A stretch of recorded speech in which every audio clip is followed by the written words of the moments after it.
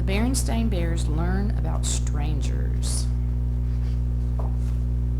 Bear country is safe when every small cub there learns some special lessons from Ma and Papa Bear.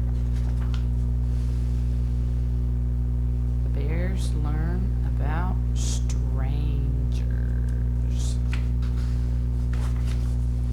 Brother and Sister Bear, who live with their Mama and Papa in the big tree house down a sunny dirt road deep in bear country, looked quite a lot alike.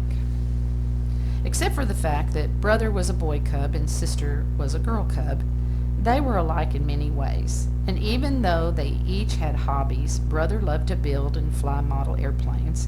Sister had all sorts of special interests. They enjoyed many of the same things: bike riding, baseball, soccer, frisbee, and just getting out and enjoying nature. Yes, Brother and Sister were alike in many ways, but in some important ways they were different. Brother Bear was cautious and careful and a little wary of strangers. Sister, on the other hand, wasn't the least bit wary. She was friendly to a fault. Just about everybody that came her way got a big hello. Hello, Butterfly. Hello, Frog. Hello, Mr. Truck Driver. Hello, Mrs. Shopper. Brother worried about Sister's free and easy way with strangers. Strangers were not a problem for him. Not talking to strangers suited cautious and careful Brother just fine. But friendly to a fault Sister was different. She talked to everybody. Hello, hi, hello. Sister said, Brother, you're going to have to stop that. Stop what? She said. Talking to strangers. It's just not a good idea. Why? She wanted to know. Why shouldn't I talk to strangers? What harm is there in it? Is there something wrong with strangers? Said Brother, thinking about it for a moment. Those aren't questions for a brother. Those are questions for Mama or Papa. Sister Bear, I'm glad you asked those questions, said Papa Bear in his deepest, most serious voice. The reason you should never talk to a stranger and never ever take presents from a stranger and never ever ever go anywhere with a stranger is that it's dangerous. What's dangerous about it? She asked with wide-eyed, what can happen? Oh dear, thought Mama Bear. I do hope Papa can tell Sister about strangers without making everything scary. All sorts of things, Papa said. Here, look at the newspaper.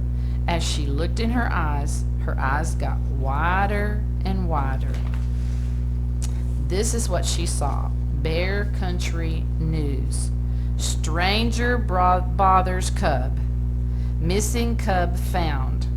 Chief Grizzly questions a stranger. Cub safety meeting.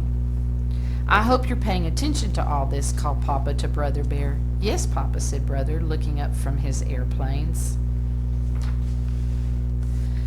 When Sister asked for a bedtime story that evening, Papa said, of course, I have just the one. He took out an old book that Papa had kept since he was a cub. The story was called Silly Goose and Wily Fox. It told how Silly Goose got into a conversation with Wily Fox, and before Silly knew quite what was happening, she found herself in Wily's lair. This is how the story ended. And there was a snip and a snap, and all that was left of Silly Goose was a few floating feathers and a smile on the face of Wily Fox. Sister had a hard time falling asleep that night. Her mind was filled with those headlines, and there was even one that said, Silly Goose missing, Wily Fox question. Stranger bothers cubs. Missing cub found. Silly Goose missing, Wily Fox question. Chief Grizzly questions stranger. The sound of Brother Bear's peaceful breathing finally lulled her to sleep. The next day dawned bright and friendly to everybody but Sister. She spent a restless night, and when she looked out the window, everything seemed a little strange. The trees seemed to reach for her, and an owl stared at her, and the crows just glared. "Let's go out for a ride on our bikes on the village green," said Brother after breakfast. But Sister didn't want to. Brother was puzzled. The green was a bright, busy, friendly place where she loved to play. Well, how about some soccer? But she didn't want to do that either. It wasn't until he suggested Frisbee, her favorite game, that she agreed to go along.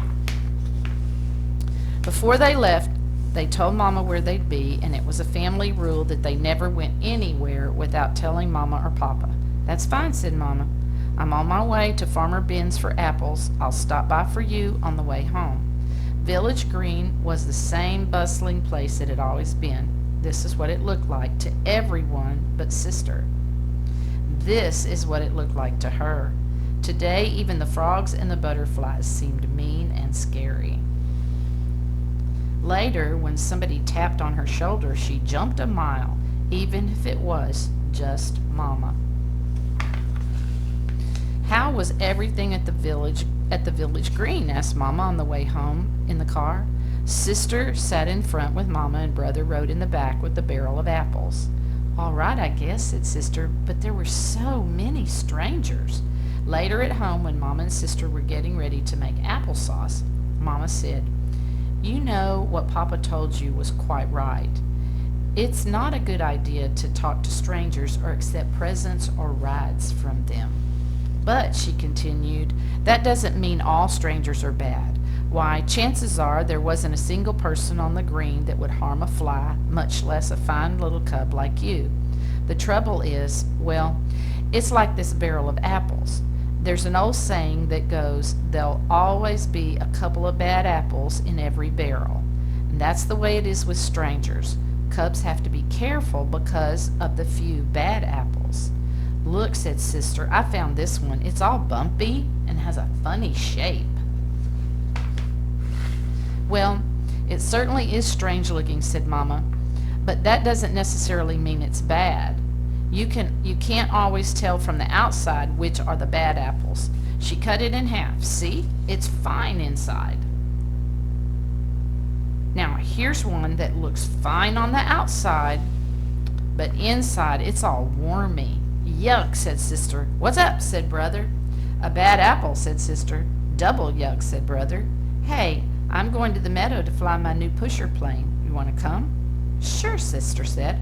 "I can pick some wildflowers." She felt much better now, more like her old friendly self.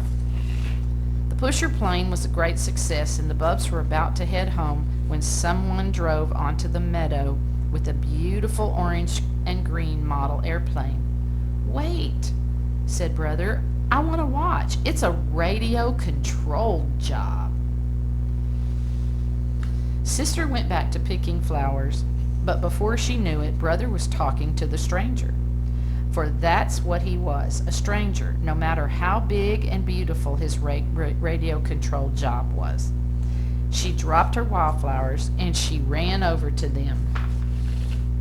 "I'm going to send it up and follow it in the car," the stranger was saying. "Want to come along?" "Wow," said Brother, and he would have if Sister hadn't grabbed his arm and said, "Don't you dare." The stranger drove off following his airplane, and Sister ran home shouting, "Brother talked to a stranger! Brother talked to a stranger!" "But it was a big orange and green radio control job," said Brother. "That doesn't matter," said Papa. "We have rules about strangers, and they are important." "We have rules about tattletales, too," said Brother, glaring at his sister. Sister wasn't tattling. "Tattling is just to be mean," explained Mama, "and Sister was telling because she loves you and was worried."